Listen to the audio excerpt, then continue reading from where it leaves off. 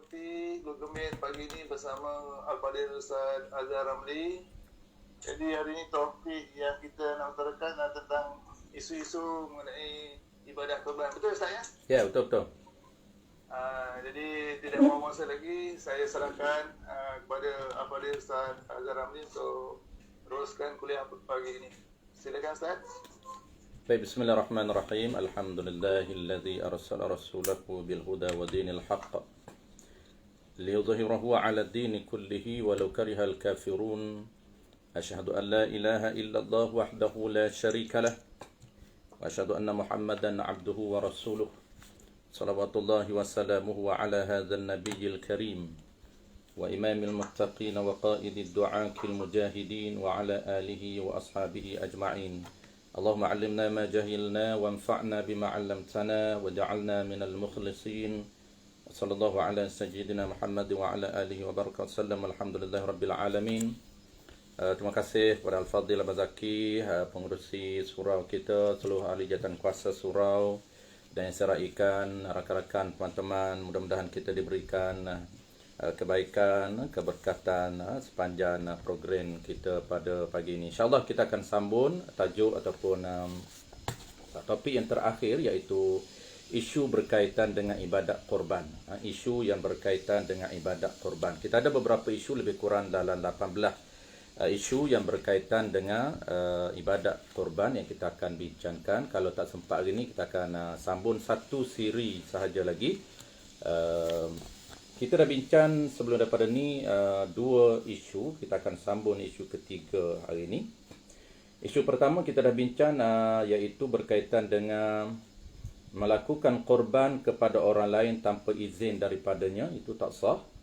Buat korban untuk orang lain tanpa izin tak sah. Yang kedua, isu kedua kita dah bincang tidak sah mengorbankan, tidak sah melakukan ibadat korban bagi orang yang mati tanpa wasiat. Baik, sambung hari ini isu yang ketiga. Isu yang ketiga, qala al-musannif rahimahullah subhanahu wa ta'ala, melakukan ibadat korban kepada anak yang belum balik. Itu isu yang ketiga. Harus ataupun tiada sunat, hanya harus. Tiada sunat, hanya harus bapa melakukan korban untuk anaknya yang belum balik dengan harta bapaknya sendiri. Kita ulang sekali lagi tuan-puan. Isu yang ketiga kita bincang ialah bapa melakukan korban kepada anak yang belum balik. Kalau anak yang dah balik, kita dah bincang isu pertama, itu tidak sah tanpa izin dia. Tapi kalau anak yang belum balik, apa hukum dia? Harus tapi tak sunat. Sekadar harus, sekadar boleh, tak haram. Harus, tiada sunat. Ini tak sunat. Bapa melakukan korban untuk anak yang belum balik dengan harta bapaknya sendiri. Tetapi tiada harus ataupun haram menggunakan harta anaknya. Ini jelas kenapa? Kerana wali tidak boleh menggunakan harta anaknya yang belum balik tanpa keperluan ataupun hajat yang dibenarkan oleh syarak.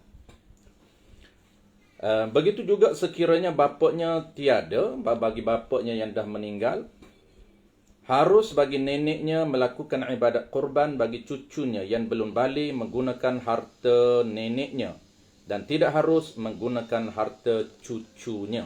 Ini sama juga dengan konsep bapa. Jadi kesimpulan tuan-puan, isu ketiga ini hanya harus, hanya boleh, tetapi tidak dapat pahala sunat. Jadi rugi sajalah kita melakukan ibadat yang harus tanpa dapat pahala sunat. Sebab itu kita dahulukan. Jadi konsep di dalam ibadat korban ini tuan-puan, ibadat korban ini setiap tahun disunatkan ke atas tiap-tiap individu yang dapat syarat. Jadi apabila kita ada kemampuan, maka kita dahulukan. Apabila kita ada kemampuan, kita dahulukan diri kita terlebih dahulu berbanding dengan tanggungan dia. Ada orang tuan-puan, isu dia, apabila dia dah setiap tahun dia buat korban, maka tahun ini dia kata, saya nak buat korban untuk anak saya. yang belum balik, ataupun untuk anak saya yang dah balik tapi minta izin, ataupun saya nak buat untuk isteri saya, minta izin dengan isteri, ataupun nak buat untuk ibu saya, minta izin dengan ibu. Boleh ataupun tidak? Jawab dia boleh. Tetapi dari segi afdalnya, nisbah afdal, dahulukan diri dia. Apabila diri dia dah dapat satu bahagian, maka duit ada lebih lagi. Maka lebih lagi barulah dia tolong bantu orang lain, tolong bagi duit untuk orang lain, buat korban. Tolong bagi duit kepada orang lain untuk dia, orang lain buat korban dengan niat, dengan orang lain sendiri niat. Bukan dia yang niat korban. Kalau dia niat korban itu tak sah, tanpa izin daripada orang lain. Kalau dia nak buat niat korban untuk orang lain, mesti minta izin terlebih dahulu. Itu settle kepada. Dinakalkan daripada kitab Sabilul Muhtadin, juzuk yang kedua, daripada risalah Tuan Guru Al-Alim Alamah Tuan Guru Haji Cik Al-Qadahi. Baik, settle isu yang ketiga. Isu yang keempat, tuan-tuan. Kita terus kepada isu yang keempat. Isu yang keempat, tidak sah anak belum balik niat korban. Anak yang belum balik niat korban. Kalaulah bapa dia nak niat korban, harus tak sunat. Tapi macam mana pula sekiranya bapa ni nak suruh anak sendiri niat korban, melatih anak, ajar anak niat korban. Dia tak sama dengan solat. Tidak sah anak yang belum balik niat korban bagi dirinya, dan tidak sah juga kanak-kanak yang belum balik niat buat aqiqah bagi dirinya. Sama. Kerana kanak-kanak bukan ahli tabarruk dengan hartanya. Itu illah dia, itu sebab dia. Kenapa anak-anak tidak sah buat korban untuk diri dia, niat korban untuk diri dia, ataupun niat akikah untuk diri dia? Kerana anak-anak ini, dia tidak termasuk di dalam orang yang dibenarkan oleh syarak untuk mengurus hartanya sendiri. Ataupun istilah syarak, ataupun istilah muamalat disebut ahli tabarruk, ataupun ahli tasarruf, ataupun mutlaqun tasarruf. Ada 3 istilah yang diguna di dalam kitab muamalat. Kerana kanak-kanak ini bukan ahli tabarruk, bukan orang yang dibenarkan oleh syarak untuk melakukan kebajikan. Itu panggil ahli tabarruk. Kalau ahli tasarruf, syarak tidak membenarkan untuk kanak-kanak mengurus ataupun mengendalikan harta sendiri. Hartanya diurus oleh walinya, diurus oleh bapaknya. Maka apa saja pengurusan harta benda diuruskan oleh bapaknya. Tidak dibenarkan untuk dirinya mengurus hartanya sendiri. Sedangkan korban ini dia melibatkan ibadat maliyah, ibadat harta benda, maka tidak dibenarkan oleh syarak untuk anak-kanak niat sendiri. Dia berbeza tumpah dengan ibadat badani, ibadat solat. Ibadat solat, apabila anak itu mumayyiz, syarat dia mumayyiz. Umur 7 tahun dah mumayyiz, umur 8 tahun dah mumayyiz, tapi belum balik. Apabila umur mumayyiz, maka wajib ke atas ibu bapa ajar tata cara, tata kelola solat dengan sempurna. Ajar praktikalnya, ajar ilmunya. Dan dari segi praktikalnya, cantik dia buat. Sah. Adakah sah? Jawab dia sah. Kenapa? Kerana syarat dalam ibadat solat, ibadat badani, syarat untuk Allah Ta'ala terima ibadat itu mumayyiz. Syarat untuk Allah Ta'ala terima niat solat itu sekurang-kurang mumayyiz. Sah pahala dia, sah ibadat sembahyang dia, cuma dia tidak ada akaun lagi. Dia tak akan, pahala itu tak akan dapat kepada kanak-kanak mumayyiz, dia akan dapat kepada wali dia. Bapa yang suruh anak itu mendirikan solat, maka bapa yang akan dapat. Baik, isu yang kelima. Kita terus kepada isu yang kelima.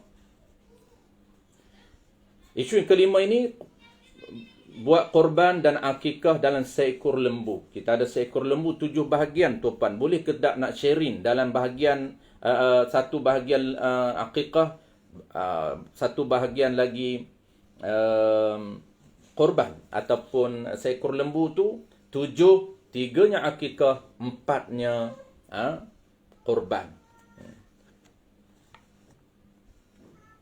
Sah dibuat korban 1/7 dalam seekor lembu, dan dibuat akikah 1/7 yang lain dalam seekor lembu tersebut. Boleh. Jadi dalam seekor lembu tu tuan-puan, kita boleh berkongsi di antara akikah dan juga kurban, dan juga boleh juga dipelas dengan kenduri. Maksud apa? Maksudnya kita tak nak buat kurban dan kita juga tak nak buat akikah, tapi satu bahagian itu untuk makan saja, untuk buat kenduri. Boleh. Maksudnya 3 bahagian akikah, 3 bahagian lagi kurban, 1 bahagian sahaja untuk kenduri. Boleh ke tidak? Jawab dia boleh. Pendapat Al-Imam Ramli, sekiranya seseorang berhajat melakukan kurban serta akikah dengan seekor kambing sahaja sah dan jadi kurban, dan jadi akikah kedua-dua dengan seekor kambing sahaja. Ini pendapat Ramli sahaja. Tapi qaul mu'tamad, dia sah seekor kambing satu sahaja. Kalau seekor lembu boleh dibahagikan di antara akikah dan juga kurban. Tapi kalau kambing, pendapat mu'tamad, kambing dia kena satu saja. Kalau kurban, kalau akikah, akikah. Tidak boleh dibahagikan kambing ini. Tapi pendapat lemah Imam Ramli boleh. Ini pendapat lemah. Begitu juga di sisi pendapat Imam Ramli, sah seorang yang melakukan akikah dengan seekor kambing atau satu bahagian lembu untuk beberapa orang anaknya, sah dan jadi akikah bagi tiap-tiap orang anaknya. Ini pendapat Imam Ramli. Jadi pendapat Imam Ramli ini qadha. Ini sebagai tambahan, info tambahan kepada kita. Apa yang kita tahu, tuan-puan, qaul yang mu'tamad, kalau satu bahagian itu tidak sah di sharing, satu bahagian mesti pilih sama ada akikah ataupun kurban. Tapi pendapat Imam Ramli kata boleh. Satu bahagian itu akikah dikongsi dengan kurban. Boleh. Dinakalkan daripada kitab Al-Baijuri Ibn Qasim juzuk yang kedua muka surat 304 yang diadaptasi daripada risalah Tuan Guru Haji Cik Al-Qadahi. Baik, isu yang ke-5 settle. Baik, kita terus kepada isu yang ke-6 tuan-puan. Isu yang ke-6.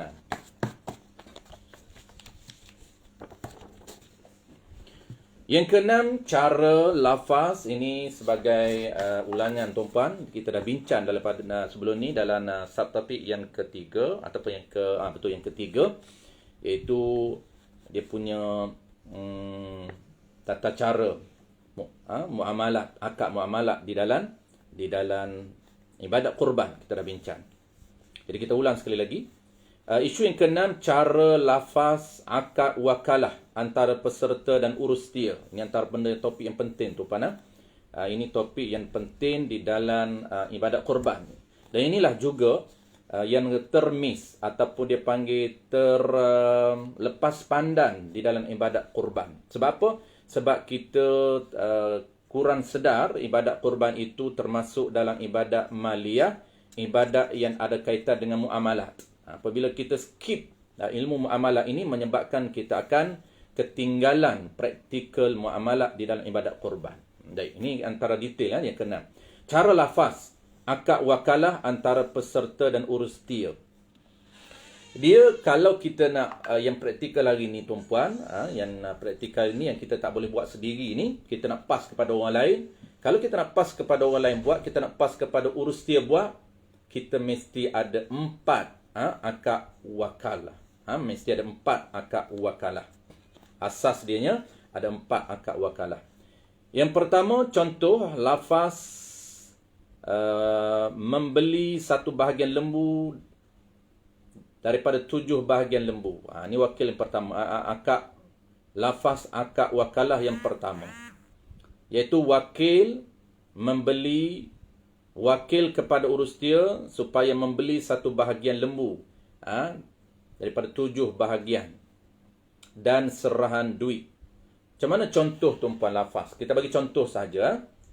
Contoh dia, kita nak serahkan duit kita dan juga kita nak minta urus dia wakil beli satu bahagian daripada 7 bahagian.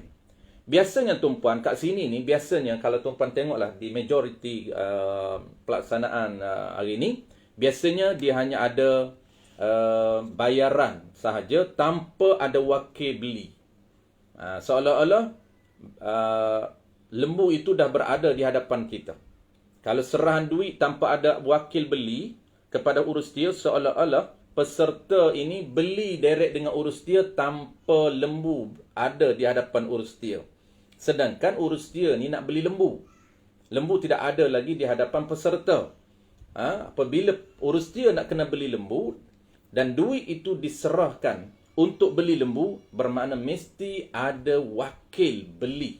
Mesti ada wakil supaya pihak urus dia ini tolong beli satu bahagian kepada diri kita. Mana contoh dia? Saya dengan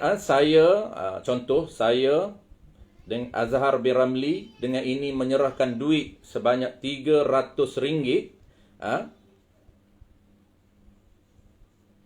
Menyerah ini tuan-puan, ini macam biasa saya dah sebut sebelum daripada ni.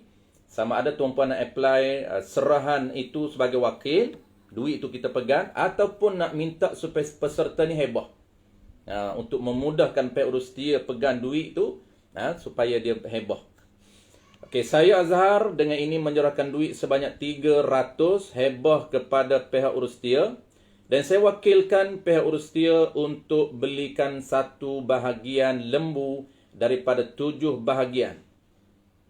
Okey, dan menyerahkan kepada pihak urus dia untuk membuat pemilihan lembu yang terbaik bagi pandangan pihak urus dia. Ini umum, tak perlu detailkan. Payah. Tak perlu peserta kata tolong beli lembu warna putih, tolong beli lembu yang ciri-cirinya begini.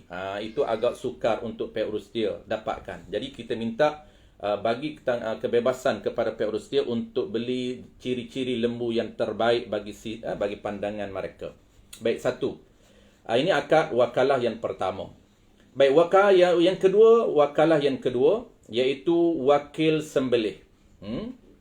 Di dalam form itu tuan-puan, di dalam kita isi form itu, kalau kita nak buat pihak urus dia nak minta buat A to Z, mesti ada 4 wakalah ini dalam form itu, dalam borang itu.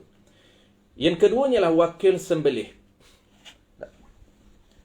Contoh wakil sembelih, saya Azhar bin Ramli mewakilkan kepada urus dia untuk menyembelihkan satu bahagian milik saya daripada 7 bahagian lembu tersebut. Apabila kita minta dia beli, sebab tu kena wakil beli dulu.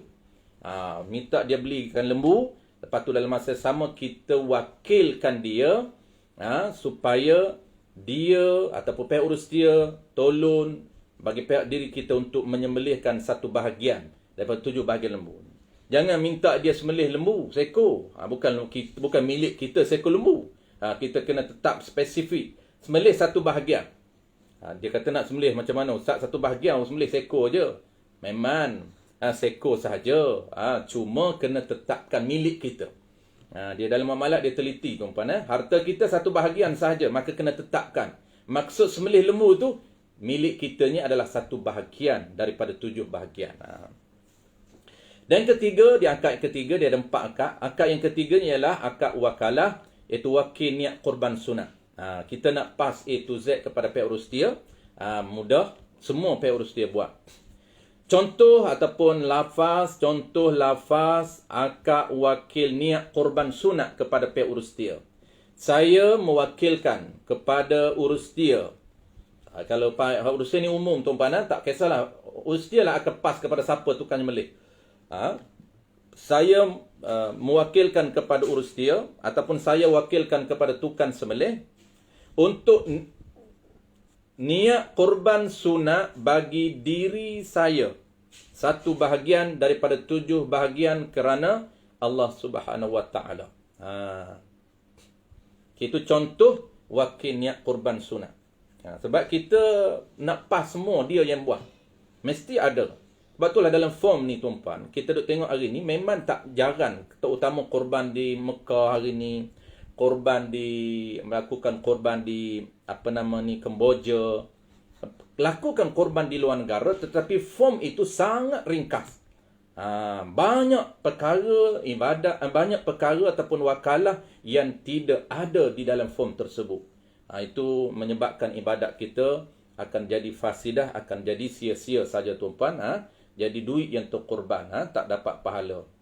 Jadi kadang-kadang peserta dia tak tahu kesilapan kepada pihak urus dia yang tidak tolong bantu detail. Sebab ini bukan buat di depan mata dia. Dia nak kena niat. Jadi dia nak kena niat bila bukan boleh niat masa isi form. Isi form itu hanya dia wakil kepada pihak urus dia niat. Kerana tempat niat dia, kita dah bincang ada 2 tempat niat. Bukan dia boleh niat ketika isi form. Isi boran urus dan bayar kepada pihak urus dia itu wakil sahaja. Sebab tu kena ada. Yang ketiga, wakil niat korban sunat kepada pihak urus dia. Dan yang keempat sekali tuan-tuan, yang keempat juga perlu ada. Sekiranya kita melakukan korban, bukan kita sendiri yang uruskan penagihan daging. Iaitu wakil keempat ini, wakil menguruskan penagihan daging kepada pihak urus dia. Contoh lafaz dia, lafaz wakil urus penagihan daging kepada pihak urus dia, saya mewakilkan kepada urus dia untuk menguruskan penagihan segala daging korban sunat saya kepada mereka yang layak. Tak perlu detailkan. Untuk memudahkan pihak urus dia, kita tak perlu detailkan, tak perlu spesifik siapa yang kita nak minta dia agihkan. Bagi saja kepada mereka yang layak. Apabila mereka yang layak, pihak urus dia tahu 3 jenis golongan yang layak, iaitu sedekah dan hadiah. Itu contoh tuan-tuan, ada 4 contoh lafaz akad wakalah antara peserta dan urus dia. Dan 4 contoh akad wakalah ini sangat penting. Dia menjadi asas kepada ibadat korban, khususnya kita nak buat korban di tempat lain, bukan di depan mata kita. Kalau kita nak buat depan mata kita, kita sendiri yang niat, cuma kita wakil kepada orang lain untuk sembelih, kita sendiri niat dan kita sendiri ambil daging, agihkan sendiri, itu okey. Tetapi kalau kita nak buat tempat lain, ataupun kita tak nak berada di hari kejadian itu, maka kita akan wakil A to Z kepada pihak urus dia. Apabila kita nak wakilkan semua ibadat korban kepada pihak urus dia, inilah dia tuan-tuan asasnya 4 akad wakalah yang perlu ada di dalam ibadat korban itu, ataupun kita panggil akad muamalat di dalam ibadat korban. Dan inilah juga tuan-tuan antara ilmu yang pupus, antara praktikal yang hilang, yang panggil apa, dikesampingkan di dalam ibadat korban, yang tidak ada, semakin hari semakin pupus. Itulah yang perlu kita kekalkan, yang perlu kita pertahankan. Kenapa? Kerana ini merupakan inti kepada ibadat korban itu sendiri. Baik, kita terus tuan-tuan kepada isu yang ke-7. Kita teruskan kepada isu yang ke-7, iaitu isu yang ke-7 sampai ke-18 ni isu ringan-ringan saja tuan-tuan. Isu ringan-ringan saja. Dia tak melibatkan isu fundamental. Dah habis dah. Isu yang asas, isu yang menjadi tonggak induk kepada ibadat korban dah habis. Ini isu teknikal kita bincang. Sebab tu isu yang teknikal ini insya-Allah kita boleh ekspreskan. Kita boleh ekspreskan. Assalamualaikum Ustaz. Waalaikumsalam warahmatullahi wabarakatuh. Boleh mencelah sikit. Boleh. Ini berkaitan dengan sunat tadi kan, ada 4 perkara tu. Ya. Pertama, kita wakil untuk membeli 1 daripada 7 bahagian. Okey. Kemudian wakil untuk sembelihan. Kemudian wakil untuk sembelihan kurban sunat. Wakil bukan. Yang ketiga wakil niat kurban. Yang ketiga wakil niat kurban sunat.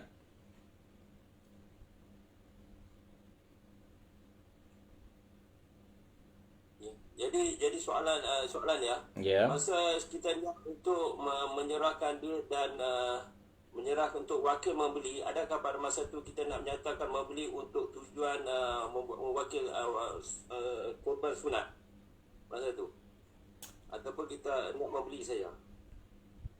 Saya tengok yang Ustaz WhatsApp tu, kat yang pertama tu, dengan ini saya menyebutkan banyak sekian duit untuk membeli 1 dan bahagian 7 bahagian lembu lah. Jadi kat situ tak menyatakan tujuan untuk beli itu untuk tujuan sembelihan sunat, kurban sunat. Adakah perlu dinyatakan ataupun tak perlu? Ini wakil beli saja, tak perlu. Sebab di bawah tu kita dah wakilkan untuk niat kurban sunat. Di atas tu kita yang pertama, saya menyerahkan duit sebanyak 800 hebah kepada pihak urus dia, dan saya wakilkan pihak urus dia untuk belikan 1 bahagian lembu daripada 7 bahagian. Ini wakil belian lembu.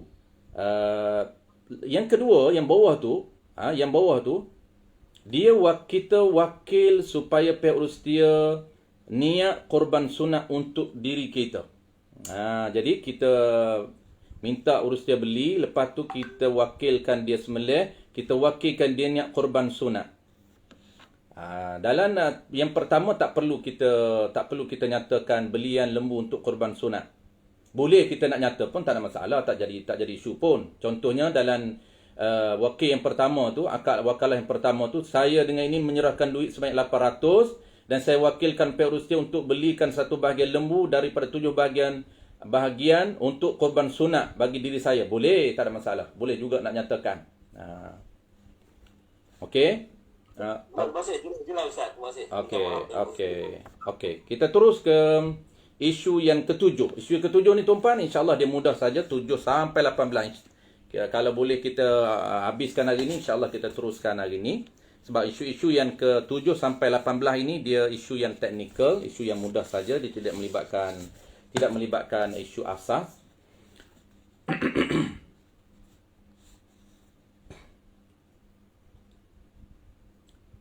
Isu ke-7 tuan-puan, bolehkah menjual daging korban? Ini mudah saja.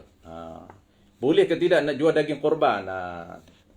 Baik, daging korban ini, kalau orang tanya boleh tak nak menjual daging korban, jawab dia, kita nak kena tengok siapa yang menjual. Kalaulah peserta haram, peserta korban itu haram dia menjual daging korban. Peserta tak boleh jual. Dapat daging korban, dia tak bagi pun, tak sedekah pun dia jual. Itu haramlah, kita dah maklum. Tetapi orang fakir yang boleh.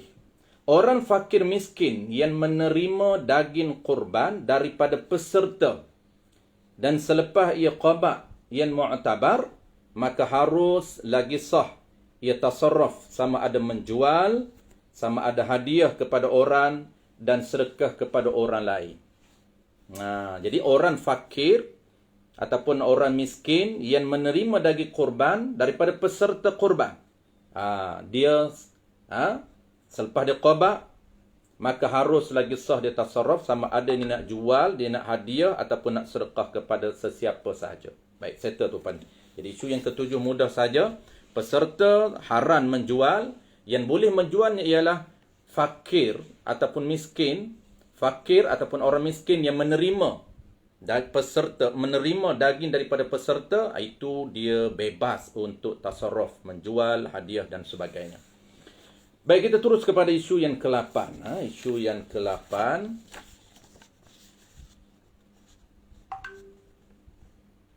Isu ke-8 ni ada kaitan dengan isu yang kita dah bincang sebelum daripada ni, iaitu bolehkah niat korban bagi ibu bapa yang telah meninggal dunia. Ini dah sebut. Kita dah sebut di isu pertama, iaitu tidak harus lagi, tidak sah niat korban bagi si mati yang meninggal dunia tanpa wasiat daripada si mati. Caranya, macam mana solusi dia? Caranya, kita buat korban atas nama kita yang hidup. Anak buat korban atas nama anak yang hidup. Dan sedekah pahala kepada si mati. Sedekah pahala kepada arwah yang telah meninggal. Jadi, kalaulah arwah itu furu', kalaulah arwah itu usul, kalau arwah itu bapa ke atas, maka anak ini setiap kali dia buat korban, sunat dia niat sedekah pahala kepada usul dia. Walaupun dia tak sedekah pahala, tetap dapat pahala secara langsung. Cuma sunat ke atas orang yang hidup niat sedekah pahala kepada arwah furu' atau arwah usul kita yang telah meninggal, bapa ke atas. Baik, isu yang ke-9, bolehkah satu bahagian korban diniatkan untuk satu keluarga? Ini pun ramai orang tanya tuan-tuan. Isu yang ke-9 ini ramai orang tanya, bolehkah satu bahagian korban diniatkan untuk satu keluarga? Tidak sah niat korban satu bahagian untuk satu keluarga atau lebih daripada satu penama. Kenapa? Kerana syarat korban ini satu bahagian satu penama sahaja. Dia tak boleh share. Dia tak boleh share. Caranya, solusi dia, cara yang kita boleh buat untuk dapat pahala satu keluarga, satu orang dalam keluarga itu niat korban bagi dirinya dan dia niat sedekah pahala korban untuk satu keluarga. Itu cara yang kita boleh buat. Ada biasa orang buat macam ni tuan-puan. Satu keluarga dia oleh kerana bapa ni ataupun tak kira lah siapa pun tak cukup duit. Lalu dia share lah. Lembu 800. Bapa ada 400 saja. Jadi bapa pun share dengan isteri 100 dan anak-anak lagi 3 orang untuk cukupkan 800. Boleh ataupun tidak cara tersebut? Jawab dia tuan-puan, cara tersebut boleh sekiranya anak-anak itu heboh kepada duit tersebut kepada bapa. Isteri heboh kepada suami 100 dan 3 orang lagi anak 100 seorang heboh kepada bapa. Jadi apabila dia heboh kepada bapa, jadi duit itu duit siapa? Duit itu duit bapa. Apabila duit bapa, bapa boleh niat korban sunat bagi dirinya seorang. Kemudian selepas dia niat korban sunat untuk diri dia, kemudian dia niat ataupun dia sedekahkan pahala korban itu untuk anak dan juga untuk isterinya. Tetapi kalaulah dia buat share, tak sah. Maksud sharenya, isteri dia share 100, anak-anak 3 orang yang dah balik pun share 100-100. Maksud share untuk cukupkan satu bahagian 800. Kenapa? Kerana dia tidak boleh berkongsi satu bahagian korban. Tak boleh. Jadi beza dia teknikal beza, iaitu jangan sharing kita pas kepada bapa direct, kita heboh bagi jadi duit itu duit bapa. Kita heboh jadi duit bapa, dapat pahala sedekah kepada kita. Kemudian bapa ni guna duit tu untuk korban, dapat balik pahala korban kepada kita. Dapat 2 pahala. Satu pahala heboh duit, satu lagi pahala korban dapat kepada kita. Nampak tak? Kena cara pahala pun dapat berganda. Dua pahala yang kita dapat. Tapi kalau tak kena cara, dua-dua burn. Dua-dua burn. Sebab sharing korban itu tidak boleh. Isu yang ke-10 tuan-puan. Isu yang ke-10. Bolehkah diberi sebahagian daging korban kepada penyembelih dan AJK bertugas sebagai upah? Ini popular juga tuan-puan. Dan kita dah maklum, saya just baca saja. Isu yang ke-10 ini, bolehkah diberi sebahagian daging korban kepada penyembelih dan AJK bertugas sebagai upah? Haram memberi upah mana-mana daging korban kepada petugas korban kerana larangan ini ijma' daripada ulama. Kerana ada tegahan daripada Nabi dalam hadis yang sahih. Ini tak boleh tuan-puan. Ini hadis yang diriwayatkan oleh Ali karramallahu wajhah. Nabi larang daripada memberi upah daging korban kepada penyembelih dan juga kepada petugas urus dia. Tak boleh. Adapun sedekah daging atas tiket fakir miskin kepada penyembelih ataupun petugas urus dia, sah dan juga boleh ataupun sah menjadikan upah daripada duit untuk petugas. Jadi kesimpulan tuan-puan, petugas ini kita nak upah, kita kena upah dengan duit, ataupun kita nak upah dia boleh, tapi bukan upah kita bagi daging korban itu atas tiket dia itu fakir, atas tiket dia itu miskin, boleh. Karena kalau nak upah dia ni kaya, dia tak berhak nak terima daging, tapi orang kaya pun boleh hadiah. Contohlah, kita nak upah asin, kita boleh upah duit. Baik, terus kepada yang isu yang ke-11. Qala al-musannif rahimahullahu taala, apakah hukum wakil di atas wakil? Wakil di atas wakil. Wakil di atas wakil ni tuan-puan, secara umum dalam bab wakalah, dan bab wakalah di dalam kitab muamalah dia agak panjang lebar. Dia ada wakalah mutlaqah, dia ada wakalah muqayyadah. Dia agak detail. Ada satu daripada isu yang dibincang dalam kitab wakalah, iaitu boleh ke tidak wakil di atas wakil. Macam mana contoh wakil di atas wakil? Kita wakil kepada A sembelih, tiba-tiba A ni dia pergi wakil kepada B untuk sembelih. Boleh ke tidak? Tu. Asalnya tak boleh tanpa izin tuan-puan. Tanpa izin daripada pihak muwakil, orang yang mewakil kepada kita, tak boleh. Tak boleh. Dia sama pinjan atas pinjan. Kita akan belajar tajuk pinjan atas pinjan. Juga ramai yang kita buat tapi tak sah dan haram. Wakil atas wakil juga tidak sah tanpa izin daripada muwakil. Okay. Baik. Apa hukum wakil di atas wakil? Sah wakil ataupun boleh dan sah wakil atas wakil dengan syarat diizin oleh orang yang memberi wakil. Boleh. Sebab itulah, kalau perasan di dalam lafaz wakalah, kenapa kita buat dua bentuk. Pertamanya kepada orang tertentu ataupun kepada pihak urustia. Apabila kita sebut pihak urustia, bermakna dia umum. Siapa pun asalkan dia urustia, boleh. Itu penting kepada akad wakalah. Kenapa? Kerana ada izin. Wakalah ini dia panggil akad memberi izin. Dia izin kepada A ataupun dia izin kepada umum, kerana ada dua izin. Izin kepada pihak tertentu dan yang keduanya izin kepada pihak urustia. Tu. Contoh lafaz akad wakil atau wakil. Saya wakilkan kepada Haji Ali, ni direct. Ataupun kena ada atau. Wakil kepada pihak urustia untuk belikan satu bahagian lembu bagi pihak saya. Maknanya kita boleh wakil atas wakil apabila diizin oleh mewakil, diizin oleh peserta. Peserta di dalam form itu, dia dah beri dua keizinan. Dia kata, saya wakilkan kepada Haji Rusli, ataupun saya wakilkan kepada pihak urustia. Bermaknanya Haji Rusli boleh pas kepada orang lain, urustia, untuk belikan. Tapi kalaulah form itu beri izin kepada Haji Rusli je, memang orang lain tak boleh buat.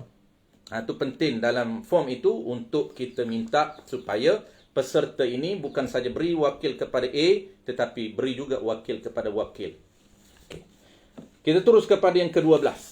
Kita boleh terus, boleh settle gini tuan-tuan. Jadi kita tak nak delay-delay sebab minggu depan nanti kan kita nak tak lama dah nak kurban. Kita boleh habiskan hari ni. Qala al-musannif rahimahullah ta'ala yang ke-12. Di dalam masalah akad, adakah ia wajib berlafaz? Bolehkah kita buat secara bertulis seperti boran, persetujuan dan seumpamanya? Dalam bab akad ataupun dalam bab akad dalam muamalat, qaul mu'tamad wajib ada lafaz. Ini qaul mu'tamad. Dalam mazhab kita al-Imam Syafi'i, wajib ada lafaz. Sama ada lafaz sarih ataupun kinayah dan juga tulisan sebagai pengganti lafaz. Dia termasuk dalam lafaz kinayah. Dia asal lafaz ni tuan-puan, perkataan ini ada dua. Perkataan dalam bentuk sarih, dalam bentuk jelas. Yang kedua dalam bentuk kinayah, dalam bentuk yang tak jelas tetapi dia ada orang panggil apa? Dia ada kinayah ni dia kena ada tanda-tanda. Walaupun dia kinayah tetapi dia ada tanda yang boleh kita kenal bahawa dia itu wakil. Dia tak guna wakil tapi dia guna lafaz lain. Cuma kita faham bahawa kinayah dia ini, indirect dia ini mengandungi lafaz wakil. Dan juga kinayah, termasuk kinayah, iaitu lafaz secara bertulis. Sah. Baik, settle. Ini mudah saja tuan-tuan. Kita dah beramal selalu, iaitu tulisan ini termasuk juga lafaz, termasuk juga akad. Baik, kita terus kepada yang ke-13.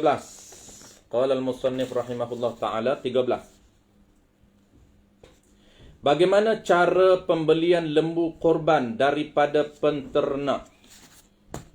Bolehkah menggunakan duit lain dahulu atau wajib beli dengan duit peserta? Baik, jawab dia. Sekiranya peserta telah wakilkan kepada pihak urus dia dan duit telah diserahkan kepada pihak urus dia, ini wakil. Dia wakil, dia serah duit. Bukan hebah. Dia serah atas nama wakalah. Wajib urus dia menggunakan duit peserta untuk belikan lembu daripada penternak ataupun daripada owner lembu. Baik, serta ini mudah saja, kita dah terang sebelum daripada ni. Sebab tu kenapa kita buat dua bentuk. Kita butuh wakalah, duit itu kita pegang sebagai duit peserta, ataupun kita minta peserta hebah kepada urus dia. Okey.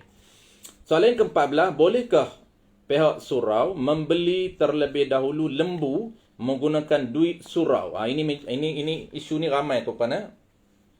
Ramai yang pihak surau buat. Boleh jadi salah, boleh jadi betul. Kemudian peserta korban hanya akad jual beli dengan pihak surau. Soalan dia tuan-tuan, bolehkah surau membeli terlebih dahulu lembu menggunakan duit surau, kemudian dan lembu itu jadi milik surau, kemudian peserta korban hanya akad jual beli dengan pihak surau ataupun urus dia? Jawab dia tuan-tuan, kita dah belajar sebelum ni, aktiviti korban tidak termasuk dalam maslahat surau. Tak boleh guna duit tabung surau. Kenapa? Kerana aktiviti korban tidak termasuk dalam maslahat masjid ataupun maslahat surau. Ini kita dah belajar dalam tajuk pengurusan harta surau. Sekiranya kutipan duit surau untuk tujuan masalah semua program, kita tengok, ada yang boleh. Kalaulah kutipan duit surau untuk tujuan masalah semua program, termasuk aktiviti korban, dah maklum dah. Dia punya kutipan duit surau itu, orang yang menderma itu dah tahu tujuan semua program. Maka harus menggunakan duit surau untuk belian lembu korban dan pihak urus dia akad jual beli dengan peserta korban. Ini kena berhati-hatilah di sini. Kalau duit itu duit untuk tujuan masalah semua program termasuk aktiviti korban, boleh. Tapi selamatnya tuan-puan, gunalah duit yang lain daripada duit surau. Sama ada kita nak guna duit urus dia dulu, pihak urus dia dulu, ataupun kita nak guna duit peserta direct. Paling mudahnya tuan-puan, kita guna duit peserta direct dalam bentuk yang hebah. Itu paling mudah. Okey, kita terus kepada yang 15. Akad isu yang ke-15. Bolehkah dicampurkan semua bahagian daging lembu seperti contoh 7 ekor lembu dicampurkan dagingnya sekali dalam satu bekas. Kemudian barulah diagihkan dagingnya. Ni ramai juga kita buat macam ni. Jawab dia tuan-puan, boleh dan sah sekiranya dibahagikan terlebih dahulu daging milik setiap peserta. Dan peserta telah izinkan atau wakilkan kepada pihak urus dia untuk agihkan daging tersebut. Nak campur sekali, nak longgok 7 ekor lembu dalam satu bekas ni tuan-puan, kemudian bawa agihkan kepada semua, boleh ke tidak? Jawab dia boleh, tapi sekiranya sekiranya dibahagikan terlebih dahulu. Kita kena bagi milik dulu. Bagi peserta ni, dia dah milik. Ataupun dia wakil kepada pihak urus dia. Untuk agihkan daging. Apabila pihak urus dia dah timbang semua, setiap lembu, seekor lembu, ada 7 peserta, dan diagihkan setiap peserta dah dapat 20 kilo, kemudian dia dah, urus dia dah qabab, barulah kita boleh boleh campur sekali untuk bagi kepada orang yang layak.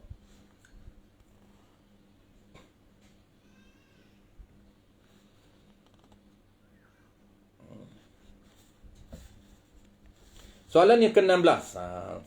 Nak express tuan dah. Soalan yang ke-16, adakah ada setengah surau dan masjid mereka mengambil lembu korban pertama untuk dimasak dan dimakan beramai-ramai. Apakah hukumnya? Soalan tuan-puan. Jawab dia tuan-puan, haram dimasak semua daging korban dalam seekor lembu kerana daging korban wajib disedekah kepada fakir miskin walaupun sedikit. Ini kita dah bincang sebelum pada ni. Dan seekor lembu tu tuan-puan, dia tak boleh. Seekor lembu dia nak ambil semua masak. Walaupun diizin oleh peserta. Walaupun dia dapat wakalah, dia dah diizin oleh peserta untuk urus dia handle, untuk urus dia agihkan. Urus dia agihkan kepada orang yang layak. Maka urus dia pun dia buat. Seekor lembu ni kita handle macam mana? Kita masak semua sekali. Tak boleh. Kenapa? Kerana daging korban dia tak sama dengan akikah. Daging korban dia kena bagi mentah. Dan setiap peserta itu dia kena bagi sedikit, barulah dia boleh makan.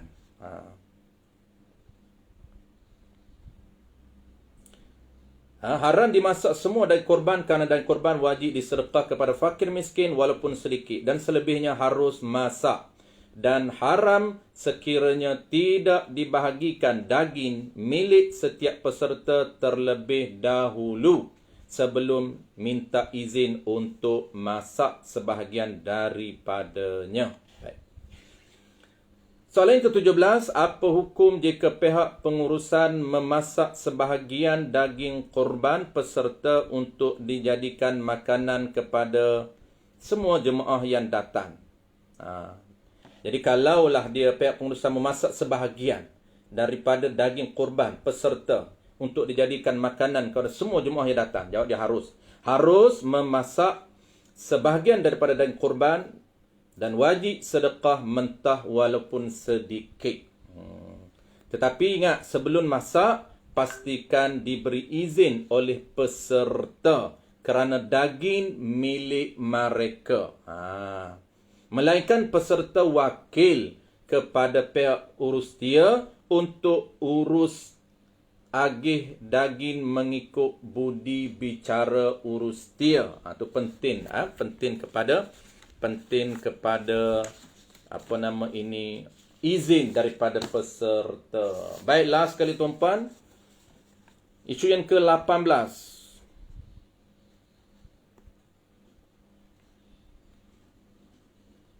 Ini isu tambahan yang ke-18.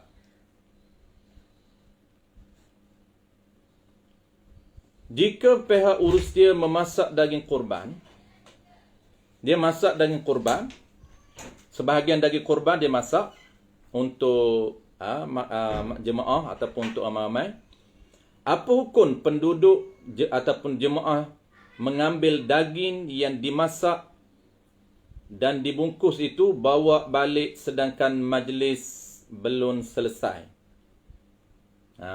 Ni ramai ni isu ni, sebab ada setengah surau dia kata soalan ni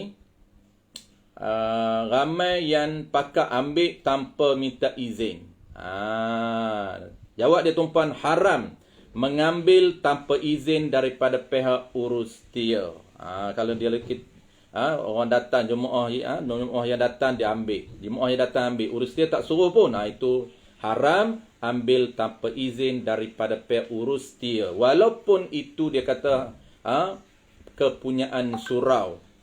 Bukan kepunyaan surau, itu urus dia yang handle. Dia tidak termasuk masalah surau. Jadi kena minta izin. Tak boleh kita mudah-mudah untuk ambil. Baik, itulah tuan-tuan hari ini. Alhamdulillah kita berjaya selesaikan 18 isu yang ada kaitan dengan kita. Mudah-mudahan ada manfaat perbincangan kita pagi ini. Dan saya serah balik kepada Abang Zaki. Kalau ada soalan, kita cuba jawab soalan. Sebelum saya nak jawab soalan dalam Facebook Live, Assalamualaikum Ustaz. Waalaikumsalam warahmatullahi wabarakatuh. Yang penerangan terakhir, haram ambil tanpa kebenaran atau pengaturan urus dia kan Ustaz? Ya, betul. Haram tu, maksudnya Ustaz boleh kupas lagi pada pendapat saya lah ni. Haram tu, adakah patutnya menggantikan balik ataupun dia kena bertaubat ataupun pendekatan yang sepatutnya macam mana dia patut buat? Okey, jadi haram pihak lain ambil tanpa izin. Jadi haram pihak lain tu dia ambil daging kurban tanpa izin. Daging kurban itu sebab itu milik peserta. Jadi peserta dah bagi wakil kepada urus dia. Jadi urus dia yang akan agihkan kepada siapa yang dia nak bagi. Sama ada daging mentah ataupun yang dah masak. Dia dah masak separuh aja, tak boleh masak semua. Jadi apabila dia main bedal tanpa izin, hukum dia haram. Jadi apabila dia haram, maksud apa haram tuan-puan? Haram ini kita dah belajar dalam muamalah. Kesan kepada haram ini, pertamanya dia tak sah untuk tasarruf. Apa tasarruf? Dia tak sah nak makan, dia tak sah nak jual, dia tak sah nak hadiah kepada orang lain atau nak hebah kepada orang lain. Itu kesan yang pertama. Maksud apa tuan-puan?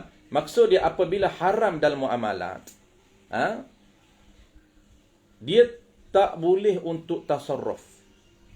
Tak boleh untuk tasarruf. Maksud tasarruf ni, dia nak makan pun haram, dia nak bagi hebah kepada anak isteri dia pun haram, dia nak jual pun haram. Apabila dia buat balik satu Tupperware, balik ke rumah, sudah tentunya nak hebah kepada anak dia, nak hebah kepada isteri dia haram. Diri dia pun tak boleh makan dan juga anak isteri dia pun tak boleh makan. Kenapa? Kerana haram tasarruf. Haram dia untuk dia mengendalikan harta itu, tak dibenarkan.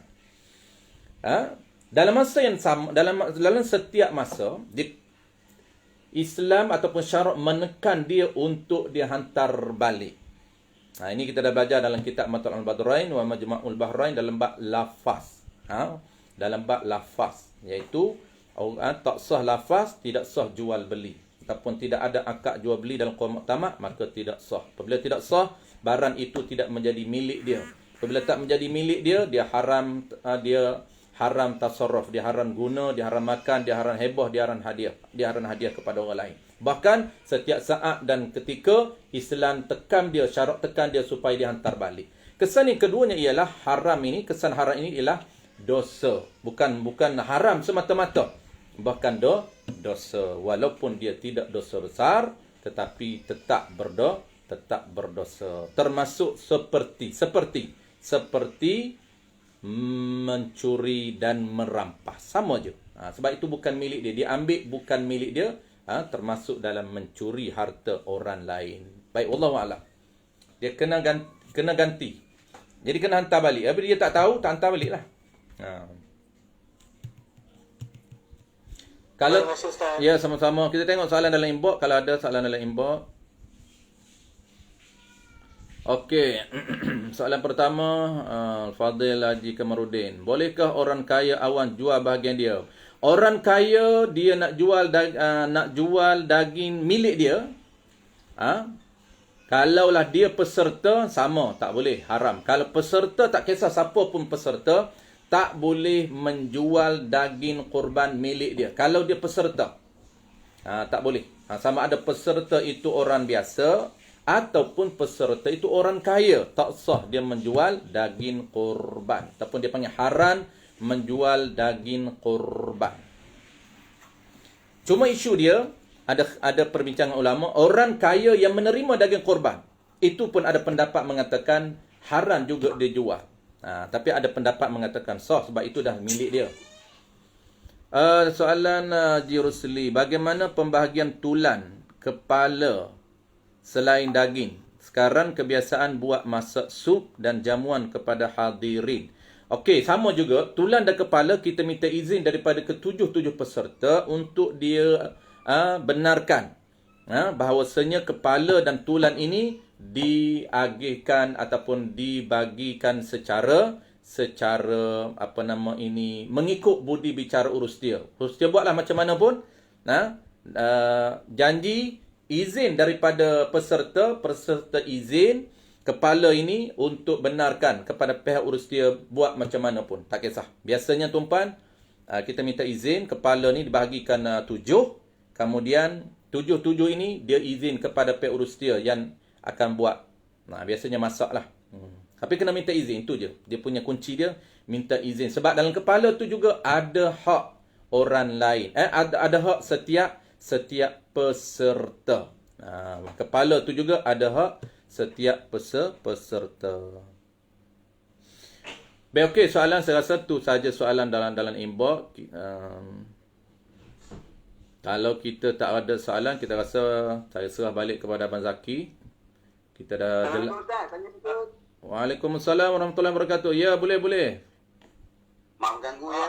Ini pasal macam kalau kita ada lebihan wang, apakah cara yang paling baik kalau macam kita nak buat korban ataupun akikah untuk diri kita memanglah jadi macam wajib kan. Jadi untuk macam anak-anak kita, adakah kita boleh buatkan terus dengan dia dengan minta izin lah. Kan? Untuk anak-anak kita. Jadi adakah cara buat itu yang terbaik ataupun cara yang macam mana yang terbaik? Itu soalan saya yang pertama. Soalan yang kedua, dalam pengurusan korban surau dan kita ada pengurusi surau dan kita ada pengurusi korban. Mana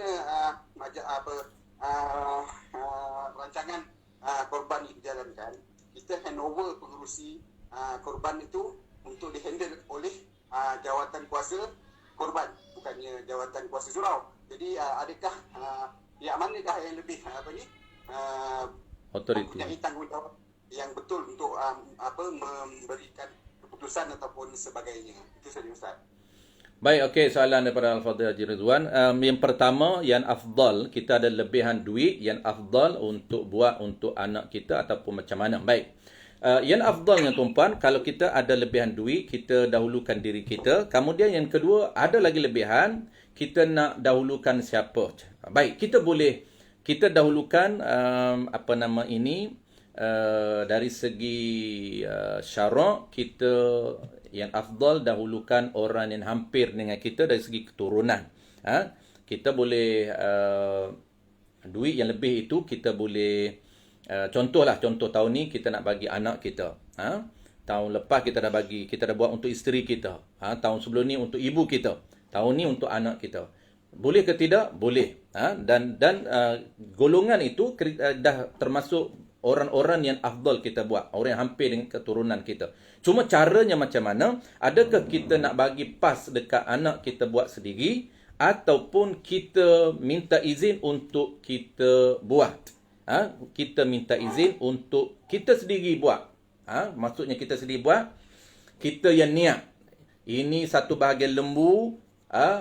Untuk anak aku yang nama sekian-sekian. Kita sendiri yang niat. Kita tak bagi kepada anak kita yang buat.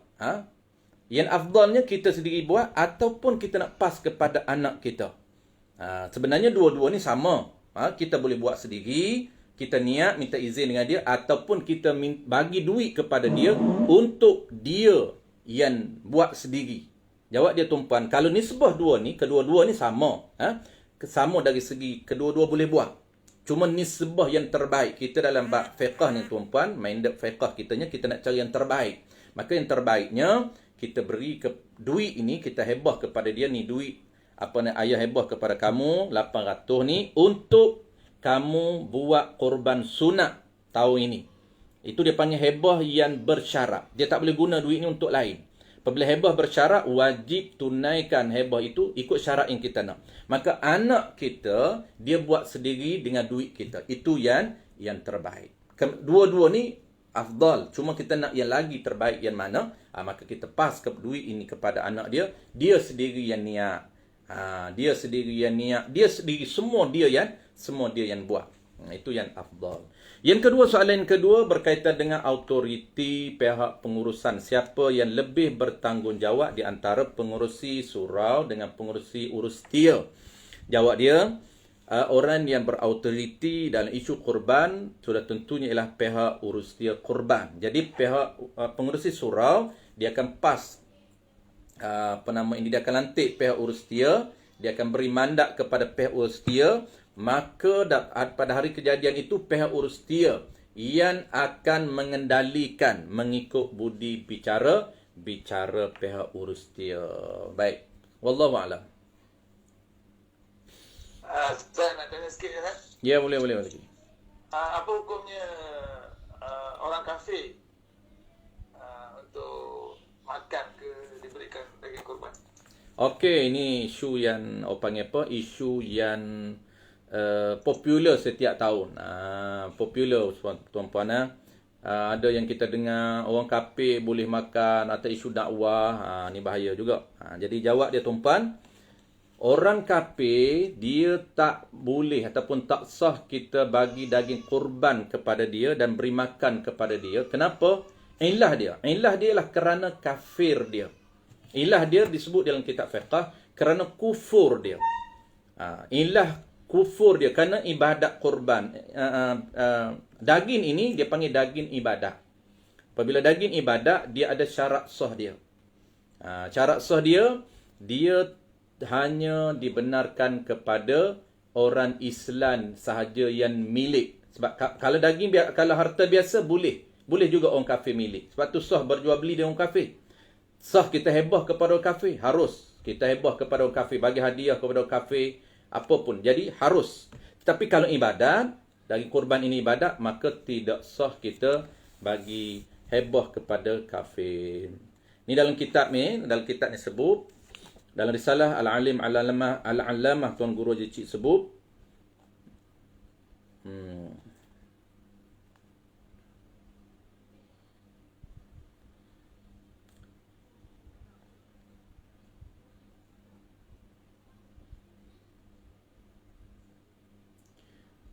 maka ini sudah hilang ilahnya kerana ia sudah sedekah sekaliannya kepada fakir, maka jadilah milik fakir itu.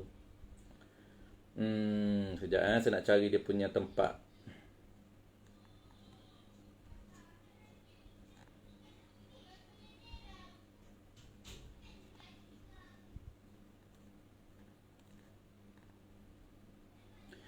Baik, qal musannif rahimahullahu taala, disebut di dalam kitab Tuan Guru Haji Cik ni, adapun ditegah orang kafir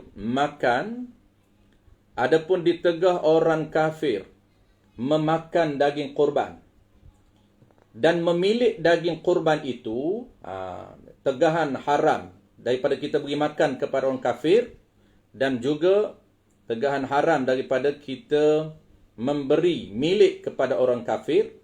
Ilahnya, sebabnya ialah kufur. Manakala ia masuk Islam, maka hilanglah ilahnya, maka haruslah ia makannya ketika itu. Wallahu alam. Ini disebut di dalam kitab ataupun risalah Tuan Guru Haji Cik Al-Qadahi. Jadi haram kita bagi makan kepada orang kafir, dan juga haram kita bagi milik kepada orang kafir, sama ada milik dengan sedekah ataupun milik dengan hadiah. Kenapa ilah dia? Ilah dia kerana kafir dia, kerana kufur dia. Apabila dia masuk Islam saja, hilang ilah dia, menyebabkan harus ketika itu dia boleh makan dan juga boleh milik. Wallahu a'lam. Assalamualaikum Ustaz. Waalaikumsalam warahmatullahi wabarakatuh. Mengenai lebihan wang tadi yang telah dikemukakan oleh Haji Ridwan. Okey. Adakah kita sebagai bapa, contoh kalau kita mengeluarkan untuk anak, kemudian dalam tahun yang samanya kita kena keluarkan untuk kita dan satu untuk anak, kena dua bahagian ke? Atau satu saja dalam tahun tu? Tak. Dia satu tahun tu yang untuk lepaskan fardu kifayah, sunat kifai, satu saja. Contohnya tahun ni kita ada duit lebih. Memang lebih, boleh buat 2, boleh buat 3 bahagian, boleh buat 4 bahagian. Jadi untuk melepaskan kifai, satu saja, seekor kambing ataupun satu bahagian lembu. Kita buat satu dah gugur kifai, dah lepas kifai, dah tak makruh. Maka kita ada lebih lagi. Boleh dah buat untuk kita? Boleh. Boleh juga buat untuk kita. Tapi kita tak nak buat untuk kita, ada lebihan satu lagi kita ada duit ni, boleh tak kita nak buat untuk anak kita? Ya, boleh untuk pas kepada orang lain. Sebab kita dah ada lebih. Jadi kalau kita cukup untuk satu bahagian saja, duit tak lebih banyak, memang untuk kita. Dahulukan kita dulu. Apabila kita dah dahulukan diri kita, bahawa ada lagi lebih. Ada mampu lagi satu bahagian, ataupun mampu lagi dua bahagian, kita boleh bagi kepada anak kita, ataupun kita pas kepada isteri kita. Baik, Allahu'alam. Assalamualaikum Ustaz. Waalaikumsalam warahmatullahi. Ini dalam suasana yang sebelum pandemik lah. Okey. Orang ada terima infak daripada kerajaan negeri kita, daripada badan-badan tertentu kan untuk bagi pada surau. Jadi surau tu, jadi surau akan untuk semula kena ada penama dia lah. Jadi apakah keutamaan surau untuk nak bagi penama tu? Adakah AJK ke ataupun asnaf yang ada kat situ ke? Macam mana keutamaan yang surau nak tentukan penama yang 7 orang tu? So kalau dia dah bagi pada kerajaan negeri, mungkin dia dah hibah pada surau lah. Jadi hak pemilik dia ada surau lah. Jadi surau nak penamakan macam tu. Ada dari panduan tak? Okey. Dia kalau pihak kerajaan nak pas kepada surau, dia kalau pas kepada surau umum dia tak sah. Dia tak sah sebab ini lembu. Nak buat korban dia tak sah. Dia kena ada pemilik. Jadi dia pas kat surau tu, maksud dia kena ada pemilik surau. Maksudnya dia pas kat pengurusi atau dia pas kat EJK. Jadi ada penama. Apabila lembu ni dah ada pemilik, contohnya pemilik dia pengurusi lah. Jadi pengurusi nak cari 7 orang. Nak cari peserta 7 orang. Dia nak dahulukan peserta 7 orang ni, nak dahulukan peserta macam mana yang afdal. Maka yang afdalnya, dia dahulukan orang yang berhajat. Maksud apa? Bukan orang yang kaya. Sebab orang yang kaya, dia mampu menggunakan duit dia sendiri. Jadi dia kena pengurusi ni 7 peserta itu, dia pas dekat orang ataupun peserta 7 orang ni orang yang panggil apa tuan, orang yang tak mampu untuk berkorban. Jadi dia boleh korban dengan apa? Dengan bantuan pengurusi. Dengan bantuan pengurusi. Heboh duit lembu tu, kita heboh lembu tu. Kemudian dia cari peserta untuk dia niat korban sunat. Baik, wallahu a'lam.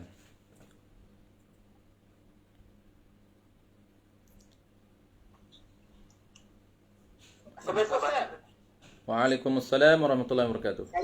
Saya pun tak ikut sangat tadi sebab ada pembayaran untuk duit korban.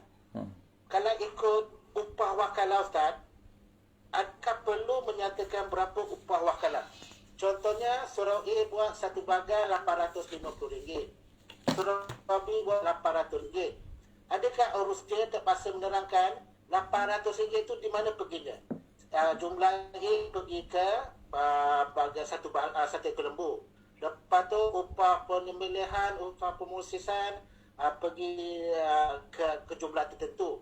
Daripada RM800 itu, adakah perlu kita terangkan pada peserta kenapa kita letakkan RM800 dan ke manakah duit RM800 itu dibelanjakan? Terima kasih Ustaz. Okey, sama-sama. Kalaulah 800 tu bukan harga tetap lembu, diplus dengan kos pengurusan, ya, kena beritahu. Sebab itu dia punya antara antara benda yang mesti dia tahu. Satunya harga lembu. Sebab apa? Sebab dan jual ni innamal bai' antaradin. Jual beli ini hanya sah jual beli ini antara dengan persetujuan barang dan harga. Dia nak setuju dulu, dia nak beli seekor satu bahagian, dia setuju dengan harga. Dan yang lain juga dia kena setuju kos pengurusan. Sebab tu ini antara antara keperluan asas untuk dia tahu.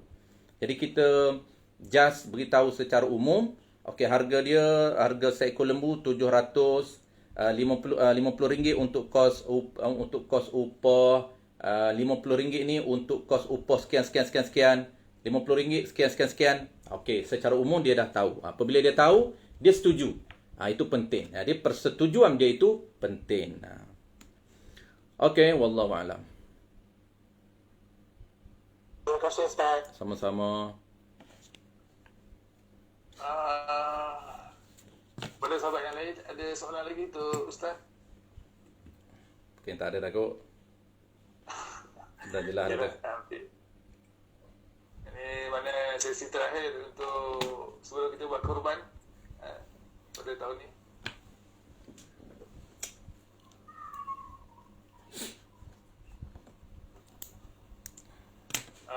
Kalau tak ada, terima kasih banyak kepada Ustaz Azhar untuk pencerahan pada hari ini, dan kita selesailah untuk sesi kita bicara tentang ibadah korban. InsyaAllah kalau di panjang umur kita akan berjumpa lagi tahun depan. Mungkin tak pasti sama ada kita akan buat pencerahan yang sama, tapi saya akan usahakan juga apa yang telah kita lakukan pada pagi ini. Jadi saya mengucapkan ribuan terima kasih kepada sahabat yang boleh join pagi ini, dan begitu juga dengan Ustaz Al-Fadil Ustaz Azhar. Terima kasih Ustaz. Okey, sama-sama. Assalamualaikum. Waalaikumsalam warahmatullahi wabarakatuh. Assalamualaikum warahmatullahi wabarakatuh. Terima kasih Ustaz. Assalamualaikum warahmatullahi wabarakatuh. Waalaikumsalam. Assalamualaikum semua. Assalamualaikum Ustaz. Waalaikumsalam warahmatullahi wabarakatuh. InsyaAllah kita jumpa. Sama-sama, insyaAllah kita jumpa lagi. Terima kasih Ustaz. Sama-sama. Assalamualaikum. Waalaikumsalam warahmatullahi wabarakatuh.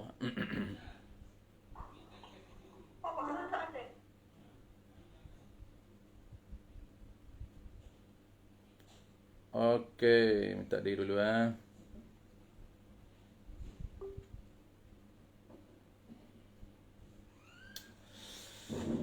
Kita tengok kalau ada soalan dalam ni. Saya dah lepas soalan dalam Google Meet.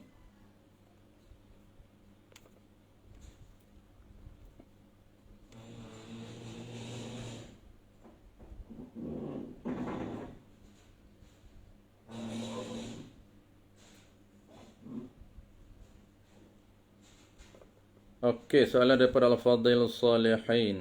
Maaf tanya, ayah saya dia jual lembu korban, ya. Kemudian ada kawan saya mau beli satu bahagian daripada 7 bahagian lembu itu. Okey, soalannya, memadai tak kalau dia hanya bagi duit sebanyak 700 tu kepada saya dan dia hanya memberi nama dia saja? Dia wakil lah. Bagi duit saja tak wakil tak boleh. Dia kena wakil lah. Bagi duit kepada Al-Fadhil Salihin. Kemudian dia wakil. Wakil ni dia kena jangan bagi serah duit saja. Dia ada dua. Satu serah duit kena ada bentuk. Serah ni wakil ataupun hebah. Kalau serah wakil, dia minta supaya saya wakilkan beli lembu satu bahagian daripada 7 bahagian untuk diri saya. Itu wakil.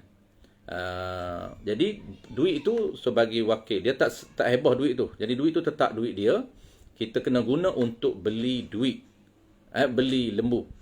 Kalau dia duit ni dikata saya minta beli duit, beli lembu kerana saya hebah, jadi duit tu memang kena beli lembu. Cuma dia hebah untuk beli lembu. Jadi ada dua bentuk di situ. Jadi settle, kena pertama kena ada lafaz wakil beli. Dia hanya memberi nama dia sahaja, tak boleh. Dia kena ada wakil beli lembu. Suruh beli lembu, kemudian dia bagi nama.